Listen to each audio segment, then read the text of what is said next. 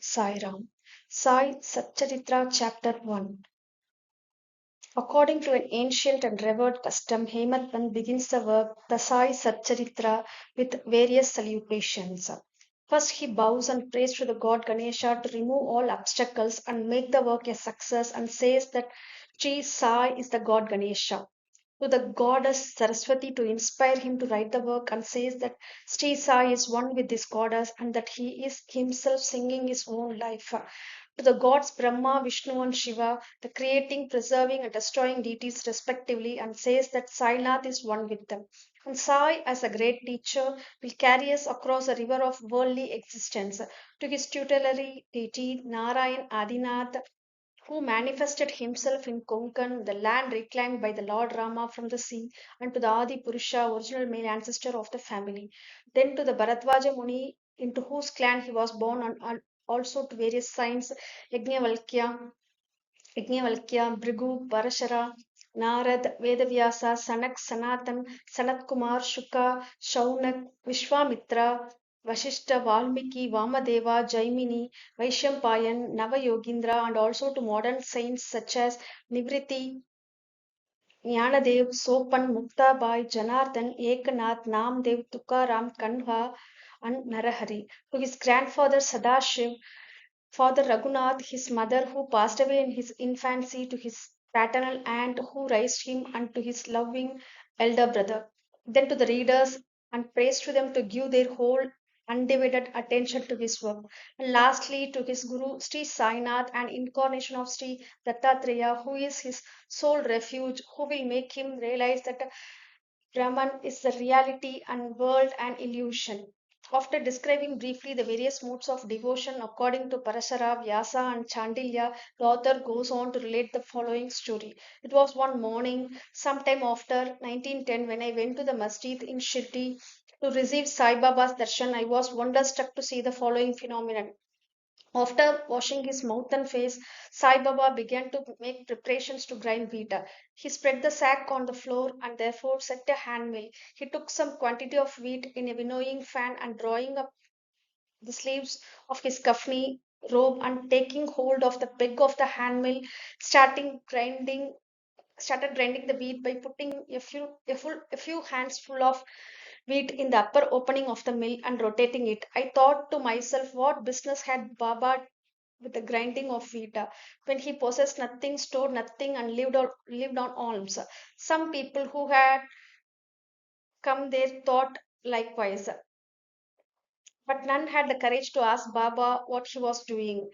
Immediately, this news of Baba's grinding wheat spread into the village, and men and women flocked there to see Baba's act. Four bold women from the crowd forced their way up, gently pushed Baba aside, and forcibly took the handle into their hands. And then, singing Baba's Leela, started trending. First, Baba was enraged, but on seeing the women's love and devotion, he was very pleased and began to smile. While they were grinding, they began to think that since Baba had no house, property, or children, and since he lived on alms, he did not require any wheat flour to make bread. But what would he do with this large quantity of flour? Perhaps as Baba was very kind, he would distribute the flour among us.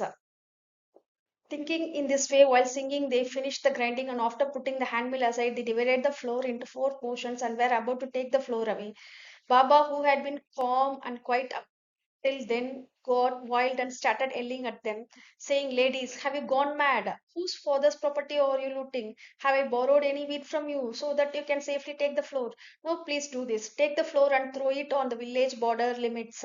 On hearing this, the women felt abashed and whispering amongst themselves went to the outskirts of the village and spread the floor as directed by Baba.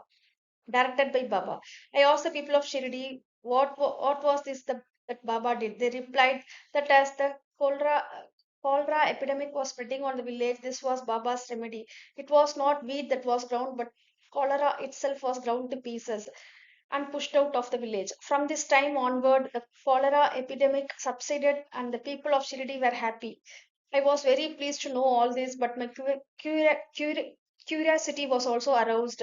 I began to ask myself, what earthly connection was there between the wheat flour and cholera? What was the casual relationship between the two? And how was one to reconcile them? The incident seemed to be inexplicable. I felt I should write something about this and sing to my heart's content Baba's sweet Leela's miracles. Thinking about this Leela filled my heart with joy, and I was thus inspired to write about Baba's life, the Satcharitra. As we know, that with Baba's grace and blessings, this work was successfully accomplished. The philosophical significance of grinding. Apart from the meaning which the people of Shirdi gave this incident of grinding wheat, there is, we believe, a philosophical significance too. Sai Baba lived in Shirdi for about 60 years, and during this long period, he did the business of grinding almost every day, not the wheat alone, but the sins, the mental and physical afflictions, and the misery of his innumerable devotees. The two stones of his mill consisted of karma and bhakti, devotion, the former being the lower and the latter the upper. The handle with which Baba worked the mill was jnana.